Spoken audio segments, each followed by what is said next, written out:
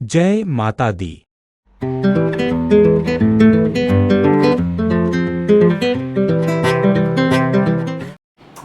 ज्योतिषी रामगोपाल भारद्वाज ज्योतिष केंद्र में आपका स्वागत करता हूँ। ज्ञान की गंगा की चर्चा को आगे बढ़ाते हुए आज हम फिर से बात कर रहे हैं मकर लगन की कुंडली के मार्केश के बारे में। जैसे कि मेरी सीरीज चल रही है मेष लगन से लेकर मीन लगन तक, क्या कौन कौन से ग्रह नेगेटिव ग्रह होते हैं, कौन से मार्केश होते हैं और कौन से ग्रह हमारे लिए पॉजिटिव होते हैं और नेगेटिव ग्रहों को किस तरह से ट्रीट किया जाता है, उनके नग धारण करने चाहिए या नहीं चाहिए, इसकी भी जानकारी आपको देता हूँ। आओ शुरू करते हैं। ये 10 नंबर से शुरू होने वाली कुंडली जो है, इसका मतलब मकर लगन की कुंडली है। इसका स्वामी शनि। अब जैसे कि आप लोगों को बहुत सी किताबों में पढ़ा भी होगा, बहुत से लोगों ने आपको बताया भी होगा कि दूसरा घर और सातवां घर जो है मार्केश होते हैं। यहाँ पे शनि का ही दूसरा घर है। शनि इस कुंडली में अति योग कारक ग्रह है, बहुत ज्यादा फल देने वाला ग्रह है। एक तो लगन का मालिक है, दूसरा धन का भी मालिक है, वाणी का भी मालिक है, परिवार का भी मालिक है, कुटुंब का भी मालिक है। वो तो बहुत बढ़िया है। तो ये शनि ही अगर मान लो यहाँ पे बैठा है या कहीं भी बैठा है, उसकी वो तो स्थिति अलग, हम उसको स्टडी करते हैं, लेकिन ये मार्केश नहीं हो सकता। ये बात मैं अब आपको समझाने की कोशिश करते हैं। ये शनि इस कुंडली में लगन का मालिक होते हुए भी और दूसरे घर का भी मालिक होते हुए ये मारक ग्रह इसको नहीं कहेंगे। नहीं तो जीवन में उसकी पहचान ही नहीं बनेगी, उसकी आइडेंटिटी नहीं बनेगी। हाँ, ये है कि शनि कहाँ पे बैठा है। अगर शनि लगन में ही बैठ गया या अपने घर में बैठ गया तो स्वयं राशि का शनि तो धन धन करवा देगा। आपको वाणी में तीखा होगा, no doubt in it. Shani का स्वभाव है ट्रांसपेरेंट, क्लियरेंस, लेकिन जो है अच्छे फल दे, धन भी देगा, सब कुछ देगा जीवन में। हाँ, यही शनि अगर नीच का 1 नंबर में बैठ जाता है, चाहे केंद्र में बैठ जाता है, तो ये गड़बड़ भी करेगा, फिर इसका नग धारण आपने नहीं करना।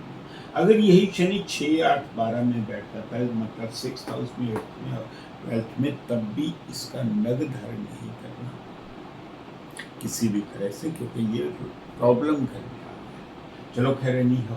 आप जो बात कर रहे हैं, चंद्रमा इस कुंडली का मारक ग्रह है। मकर लगन की कुंडली में चंद्रमा सप्तम भाव का स्वामी है। उसके पास एक ही घर होता है, चंद्रमा एक ही घर का मालिक होता है। वो इस कुंडली में मार्केश है। जब भी इसकी दशा, अंतरदशा, प्रेंतर आएगी तो वो कष्टमय होगी। इसका नग कभी धारण नहीं करना। कई लोग ऐसे होते हैं, इसका आपको चंद्रमा का मोती पहना देंगे मकर लगन की कुंडली में, पूर्ण रूप से वो गड़बड़ कर देगा। इसलिए चंद्रमा का मोती धारण नहीं कर सकते।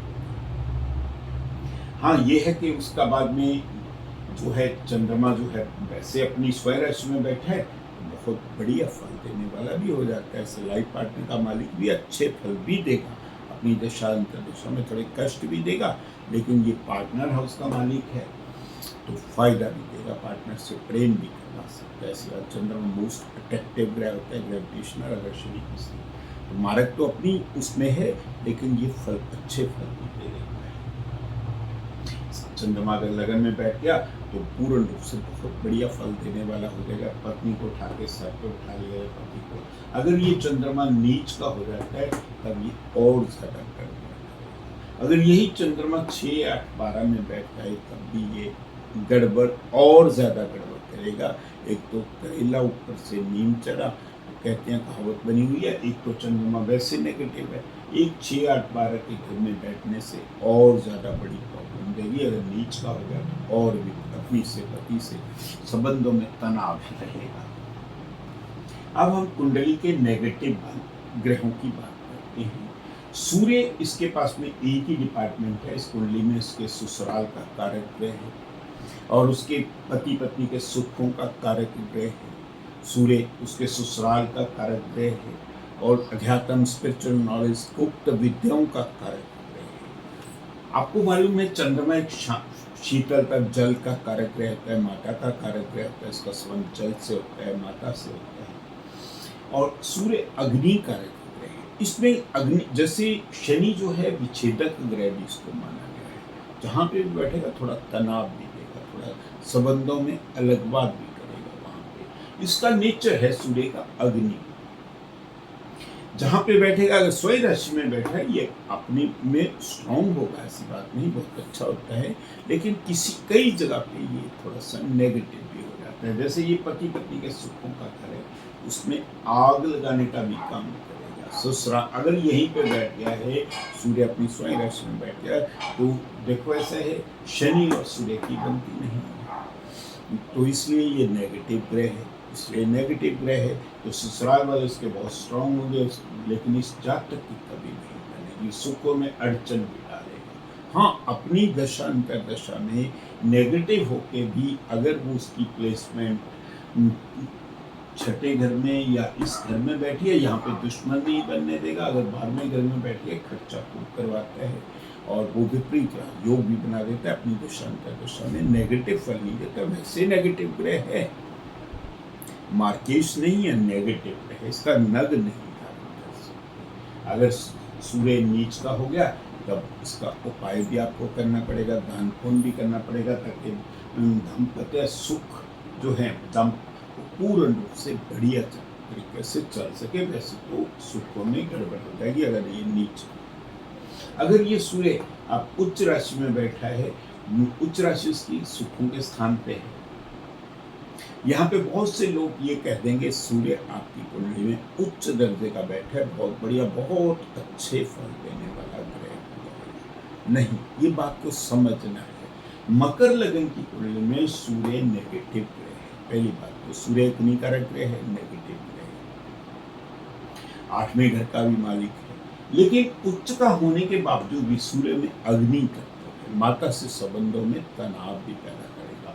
और डायरेक्शनल स्ट्रेंथ चंद्रमा को तो मिल सकती है यहाँ पे, लेकिन ये जो घर है शुक्र को भी मिल सकती है। सूर्य इस दिशा का स्वामी होता है, तो यहाँ पे चाहे नीच का हो जाए और ज्यादा नीच का दिखाएगा, लेकिन वहाँ पे रिलेशनशिप में तनाव देगा, न कभी धारण नहीं करना, चाहे वीक है चाहे वो दान पुण्य हमेशा ही करना। शुक्र इस कुंडली का योग कारक ग्रह है, उसके पास कर्म भाव का भी स्वामी है, और जो है पूर्ण रूप से इसका नग अच्छी जगह पे अगर इसकी प्लेसमेंट है धारण किया जा सकता है। बुध इसकी कुंडली में पूर्ण रूप से योग कारक ग्रह है, चाहे उसके पास में छठा घर भी है, लेकिन इस घर का दोष नहीं लगा बुध के। अगर बुध की स्थिति अच्छी है, 6, 8, 12 में बैठा है, तब भी ये विपरीत राजयोग बना देगा। यहाँ पे बैठ गया, यहाँ पे बैठ गया, यहाँ पे वैसे तो सूर्य के साथ ही बैठेगा जहाँ पे सूर्य होता है, लेकिन ये राजयोग भी बना देता है। कई बार हाँ कहीं और बैठा है तो उसका नग धारण किया जा सकता है। अब गुरु इस कुंडली का देखो, देव गुरु है।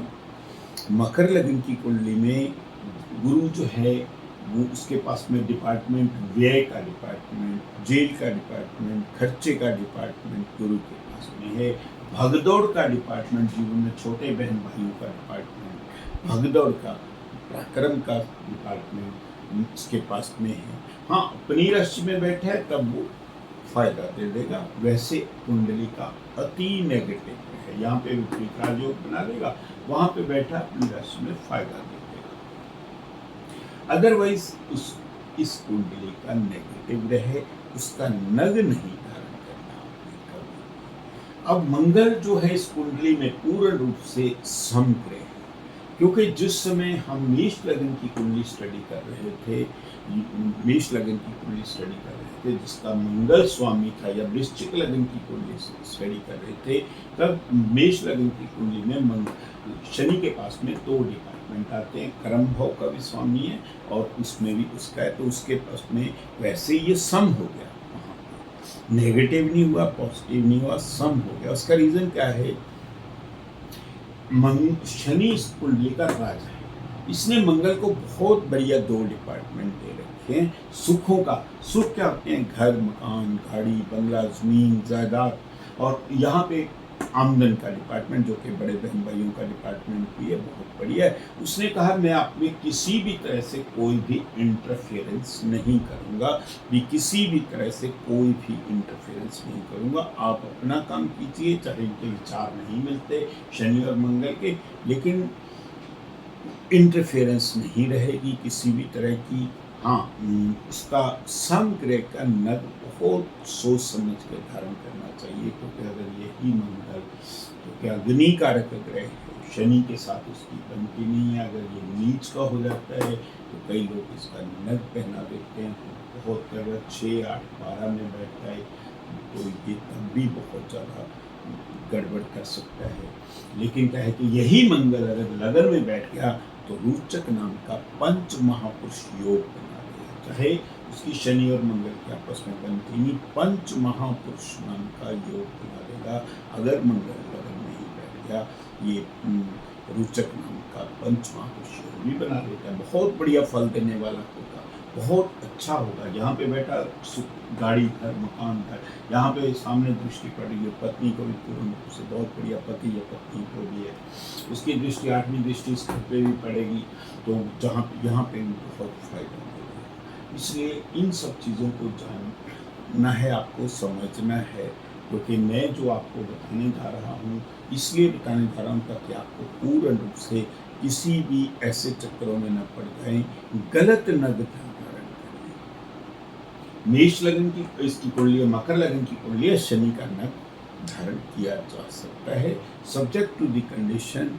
उसकी कंडीशन कैसी है, उसमें स्टेबिलिटी कैसी है। कई बार ऐसा होता है शनि आपकी कुंडली में 18 डिग्री का होकर बैठा, पहले ही स्ट्रॉन्ग है, बहुत स्ट्रॉन्ग है, तो वो क्या है कि वो शनि के पीछे टेंडेंसी भी होती है। अगर आप उसका नग धारण कर लेते हो स्ट्रॉन्ग होने के बावजूद, वो गड़बड़ करेगा, क्योंकि पहले ही स्ट्रॉन्ग है। हाँ, कोई ग्रह अस्त हो जाता है, जैसे सपोज करो बुध कई बार ऐसा है कि 6, 8, 12 में बैठ के विपरीत राजयोग भी बना रहे, सूर्य के साथ में बैठ के अस्त हो गया, तब इसका नग धारण किया जा सकता है, सब्जेक्ट टू द कंडीशन। उस कंडीशन को देखते हुए कि भाग्य को उदय करना बहुत ज़्यादा जरूरी है। इसी तरह से शुक्र अगर अस्त हो जाता है सूर्य के साथ में बैठ के, तो किसी कारणवश, क्योंकि बच्चे में हमारी उसके एजुकेशन का कार्यक्रम भी है, इसका भी नग धारण किया जा सकता है, सब्जेक्ट टू द कंडीशन। वो नीच का ना हो, सब्जेक्ट टू द कंडीशन। कई बार ऐसा हो, ऐसे तो 8वें घर में बैठ गया यहाँ पे, या तीसरे घर में बैठ गया तो नेगेटिव, लेकिन किसी कारणवश अगर वो अस्त हो गया तब नग धारण करना। वैसे अगर अस्त नहीं हुआ तब इसका नहीं धारण कर सकते, क्योंकि बच्चा अगर नहीं हो रहा तो प्रॉब्लम आ सकती है शुक्र की वजह से। God bless you all. जिन लोगों ने अभी तक मेरा चैनल सब्सक्राइब नहीं किया, क्या रिक्वेस्ट है to subscribe my channel. God bless you all, thanks a lot for watching my Kundli. मेरी कुंडली थोड़ी सी डिलेड होती जा रही है कई बार due to some unavoidable problems. तो जैसे जैसे मैं ठीक होता जा रहा हूँ, I will try to come day to day बनी जो है, मैं इसमें और ज़्यादा आपको ज्ञान देता जाऊँगा, जो भी मेरे को। God bless you, thanks a lot for watching my video.